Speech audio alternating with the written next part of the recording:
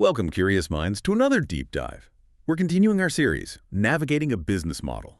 Here, we break down these big, complex strategic ideas into, well, actionable pieces. The goal is always practical insights for you, whether you're an entrepreneur or a leader. Think of it as getting right to the core of business strategy. Today, we're diving into episode 6, Channels. How do customers find you? Right. It's such a fundamental question, isn't it? You've got this great product, this amazing service, but how does it actually, get to the people who need it? Is it straight from you to them, direct?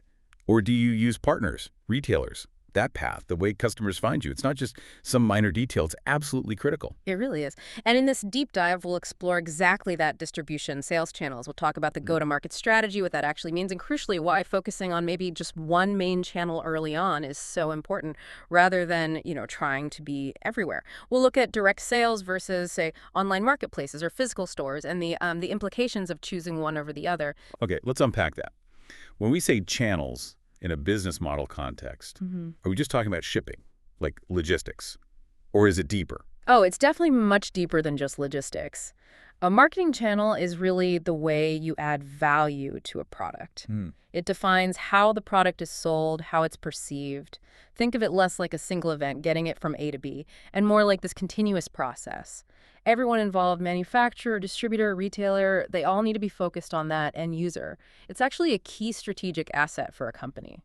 There was that huge $70 billion merger, Citicorp and Travelers Group, way back in 1989. That wasn't just about size. A big part of that was about leveraging and combining their marketing channels. For you, listening now, it means thinking. How can my channel actually change how my product is seen? Or maybe even open up totally new markets, just like they aim to do. It's way more than just delivery. It shapes the whole experience, the value people see. Right. That's a really powerful way to frame it. So it's not just getting it there, it's the whole journey. And that path itself adds value somehow. Yeah. Affects success. Precisely. Your channel choices, they're a fundamental part of your go-to-market plan. And that plan really just lays out the mix, the blend of direct and indirect channels you're going to use, how you'll strategically reach your customers right from the start. It's about making a conscious decision on how you'll meet them, not just hoping they stumble upon you. Makes total sense. Okay, so zooming in a bit. What are the main ways customers actually find and get what you offer? Is it usually direct, like you selling it yourself? Yeah. Or involving others, partners? Yeah, those are basically the two main paths. Direct or indirect. With direct sales, you handle the whole customer acquisition thing yourself. Could be anything from, cold calling, broadcast emails, or even building lead generation right into the product. Like there was this company, Signal Fire, making wireless sensors. They actually put their name and contact info on the official FCC labels, the safety labels on the gear. So when potential customers saw that and got curious, they tended to ask for a demo quickly. It lets Signal Fire figure out who is really interested very efficiently and close deals directly. Gives you loads of control, direct feedback too. Okay, so direct gives you that control. Got it. Yeah. But what about when you bring in others, like partners, an online marketplace maybe, or even physical shops? What are the trade-offs there, the pros and cons for a company trying to scale up using indirect channels? Well, indirect channels definitely offer broader reach, often much faster. That's the big plus. But they definitely come with their own set of things to think about. Take physical retail. When electronic payment systems became common, that massively improved market transparency. And it cut down transaction costs because customers weren't waiting so long. So there's this built-in efficiency benefit sometimes. And online, sure, customers get quick and easy access to price information. You think that just forces prices down, right? A race to the bottom. But actually, smart sellers still use pricing cues, things like showing an expensive option first or related premium items. They still influence behavior. It shows that even in a transparent digital channel, there's still strategy involved. But, and this is a big but, relying on partners, it can get really complicated. Things you might not expect. Think about Skyhook Wireless. They had this cool Wi-Fi positioning tech, but they had a really tough time trying to partner with the big established players. They tried mobile carriers like AT&T, they tried Microsoft, even Nokia and Qualcomm in the mobile space. It just highlights how complex navigating an ecosystem can be, that whole network of partners, suppliers, even competitors you depend on. Especially when your business relies on others collaborating. You can end up kind of stuck depending on what the big guys want to do. Wow, that sounds incredibly tricky. Yeah. So for a startup trying to build out that ecosystem, how do you even pick the right partners? Or maybe more importantly, how do you know when a partnership just isn't cutting it? Yeah. When to walk away? It feels like lots of startups want to do everything at once, be on every channel. But what are the real dangers of stretching yourself too thin, especially early on? That's a really critical question. Yeah. Our research suggests entrepreneurs sometimes do, well, pretty cursory research, and then they just get laser focused on building the product, kind of operating on that build it and they will come idea.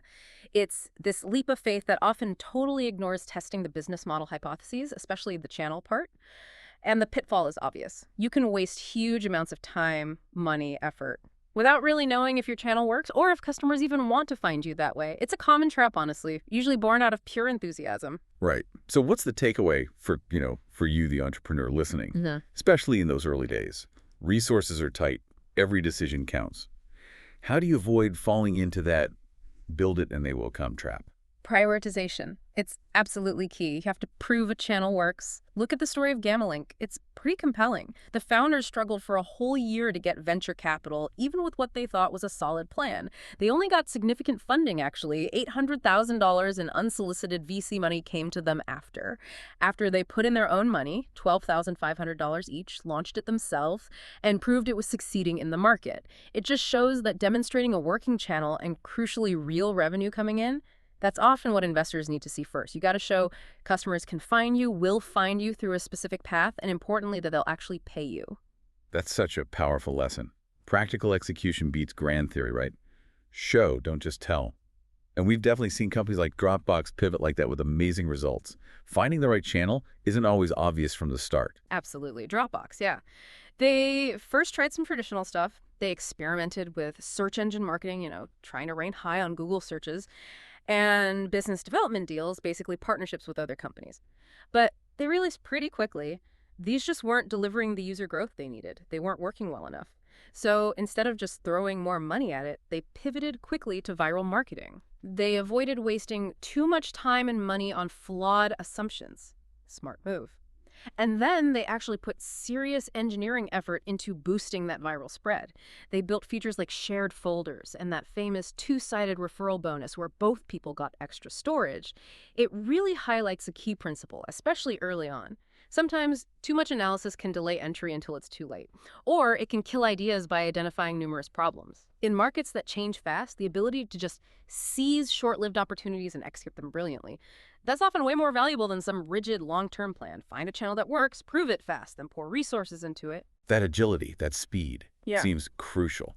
Okay, so beyond just reaching customers, how do these channel choices really hit the bottom line, the financial health of the business? Seems like it's more than just sales numbers. Oh, absolutely. Your prospect and buyer activities, basically how customers engage through your channels, directly drive a lot of your go-to-market economics.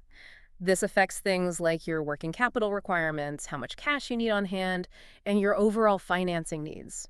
For example, think about markets with really long sales cycles, maybe selling big, expensive equipment. That leads to delayed revenue generation, much delayed, which means you need more cash up front just to keep the lights on, pay salaries, cover overhead, often for months before any money comes back in from sales. Wow. So the path customers take, it doesn't just affect how many you get, but literally how much cash you need in the bank and when you actually see your returns. That's huge. Exactly. It's vital. You absolutely need to track initial acquisition costs. Like, what does it actually cost you to get one customer through this specific channel?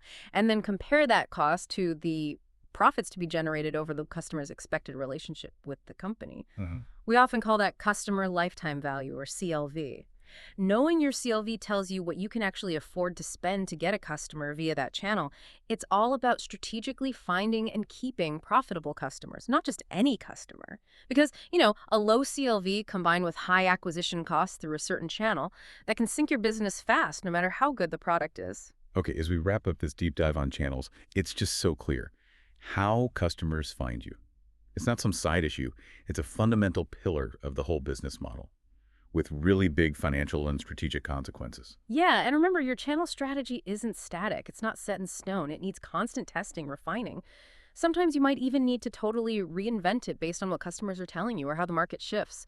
What worked last year might flop next year. You've got to stay adaptable. And what's really fascinating, I think, is that the best channel, it might not be the most obvious one. It might not even be the one you started with or planned for.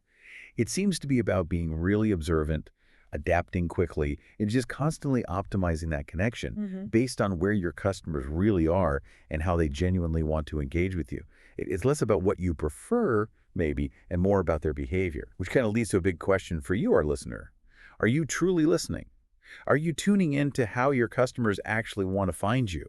Or are you maybe even accidentally trying to push them down the paths you think they should take? Yeah, think about that power of just watching what customers do naturally, like Dropbox did, and then designing your channels to just amplify those natural pathways. You might just stumble upon an entirely new way to reach your market, maybe one that's way more profitable than anything you could have planned out on a spreadsheet. Lots to think about there. Until next time, keep digging deeper into what truly drives your business.